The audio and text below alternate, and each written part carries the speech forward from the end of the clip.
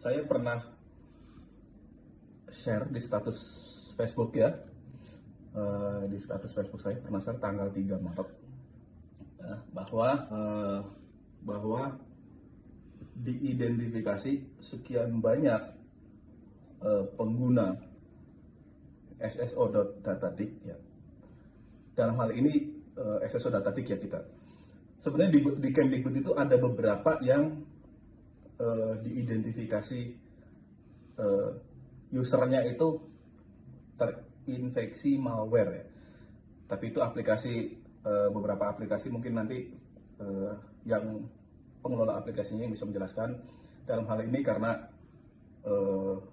saya ranahnya sebagai Dapodik, maka saya lebih condong ke SSO-nya Dapodik. Oke. Jadi bukan server kita yang jebol ya, karena saya banyak di PM, banyak di Japri, banyak ditanya server Dapodik jebol ya katanya. Bukan begitu konsepnya. Gini, saya perumpamaan gini ya, netizen Indonesia itu harus banyak perumpamaan ya. Ini server server Dapodik ya, ini server Dapodik.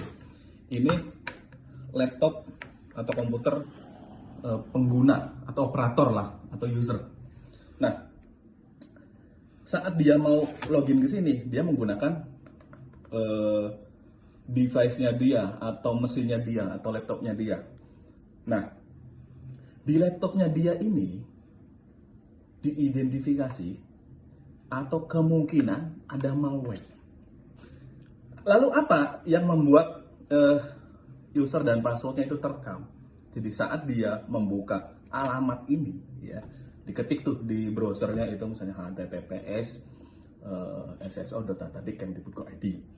Nah, saat dia mengentry username dan password, karena kalau misalnya ngentry password itu kan kalau cirinya bahwa karakter tersebut atau inputan tersebut adalah password, saat kita ketik itu jadi bintang-bintang gitu kan.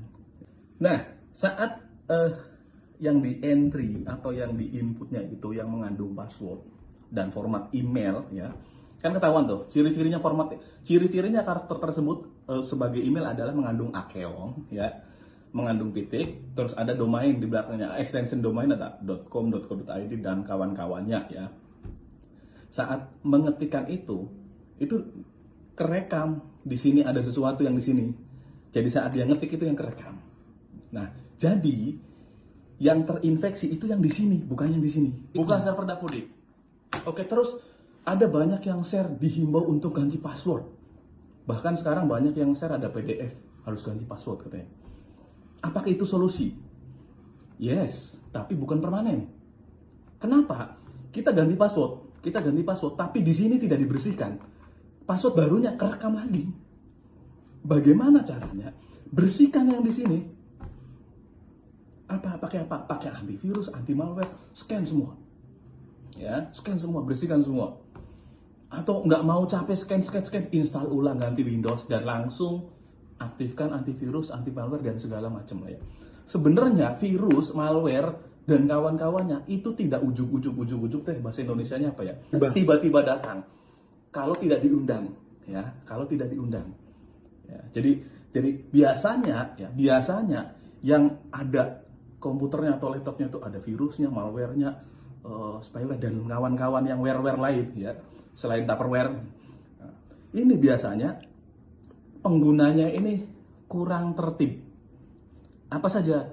Misalnya hobi ngedownloadin aplikasi-aplikasi yang versi Pak Tani, ya, bajakan, atau ngoleksi krek-krekan, ya, atau suka ngedownload yang asik-asik, ya, nggak usah dijelaskan kan, nanti saya kena sensor lagi, ya, suka ngedownload yang asik-asik, terus muncul iklan tuh, ya, untuk mendownload video ini silahkan klik di sini, ternyata pas diklik nggak tahu apa tuh yang jalan, install iklan, ya, terus tiba-tiba di browsernya setiap buka browser kok kemana gitu kan, ada yang tiba-tiba nginstal lewat browser background belakang layar, ngedownload sendiri dan lain sebagainya.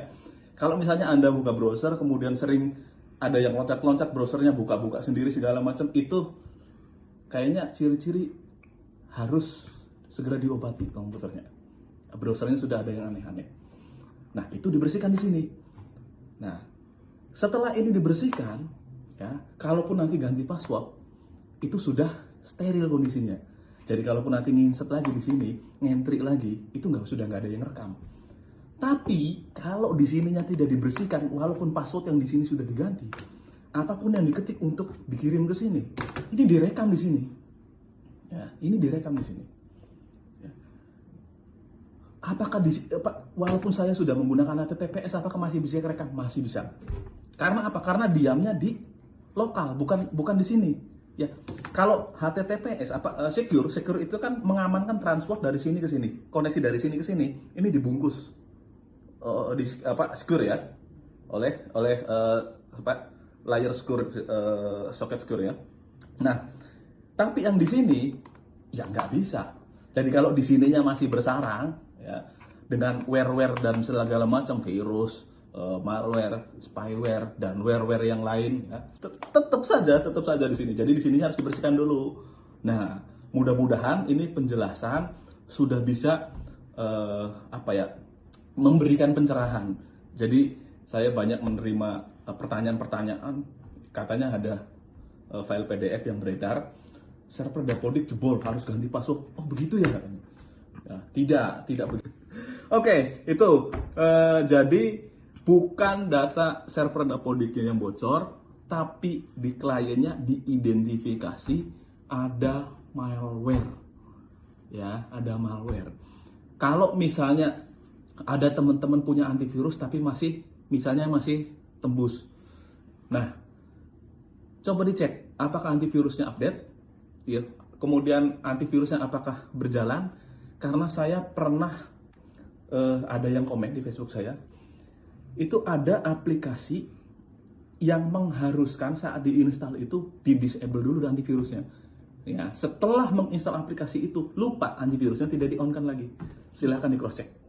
Jadi kalau memang misalnya seharusnya si aplikasi jangan sampai menonaktifkan antivirusnya. Tapi kalau misalnya terpaksa banget antivirusnya harus dinonaktifkan, jangan lupa setelah install aplikasi tersebut antivirusnya diaktifkan kembali. Ya. Dan selalu diupdate. Secanggih apapun antivirus, secanggih apapun internet security, kalau tidak pernah diupdate, ya percuma. Virusnya misalnya lebih modern, malware-nya lebih modern, antivirusnya jadul gitu kan. Ya, itu. Jadi tetap antivirus, anti malware supaya lebih bisa mendeteksi, lebih bisa membaca varian-varian baru, ya, misalnya ada malware jenis Omicron dan lain sebagainya, itu tetap harus diupdate. Ya, harus diupdate. Apakah perlu yang pakai antivirus yang lisensi? Selama misalnya masih kuat beli yang lisensi silahkan, tapi kalau misalnya saya nggak ada duit ini harus beli lisensi, bawaan Microsoft Windows itu apa namanya ya, itu pun yang penting up to date, insya Allah sudah bisa membaca hal-hal yang yang dicurigai sebagai virus dan kawan-kawannya, malware dan kawan-kawannya. Itu mungkin Minda apa yang bisa saya jelaskan.